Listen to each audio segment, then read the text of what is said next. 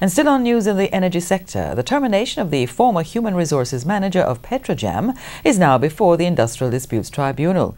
Those and other matters were discussed in Tuesday's sitting of Parliament's Public Administration and Appropriations Committee, PAAC. TVJ's Andrea Chisholm now joins us live. Andrea?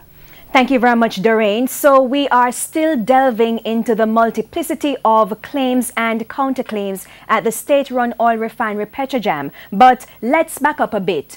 You will recall that on May 22, Opposition Member of Parliament Julian Robinson pointed to claims of staff victimization at Petrojam as well as persons being sidelined. Now, 1 week later, Energy Minister Dr. Andrew Wheatley came to the House to respond to those allegations as well as other issues about Petrojam.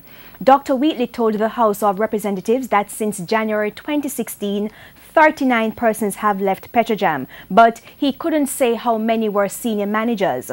Now, TVJ News understands that 3 persons in high positions were separated from the state-run entity: the former general manager, the former chief financial officer, and the former human resources manager. In addition, 13 technical staff members have also left Petrojam. Now let's segue back to the PAAC yesterday, and this was a question from PAAC member Fitz Jackson to Petrojam's general manager Floyd Grindley.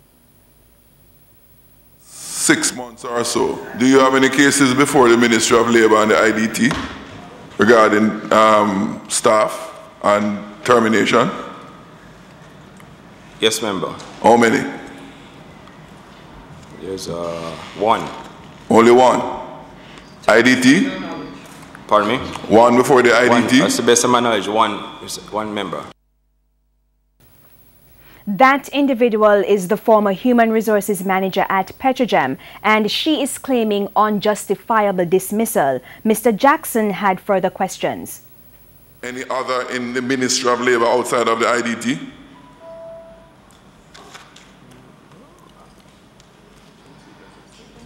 I think there are maybe one other in front of Ministry of Labour. One other, so that will be 2? Or will be 2, yeah. And not one? But one in IDT and one with Communication Ministry of Labour. So Ministry of Labour, IDT. Okay. What's the claim being made while they are referred? Remember, what I can share with you this morning, any termination, due processes were followed. Mr. Brindley, I've been here long enough to hear all kind of mumbo jumbo. I don't want it from you this morning. What is it? Member Jackson. Tell me about due process. Jackson. What was the claim made by the employee while matters are there?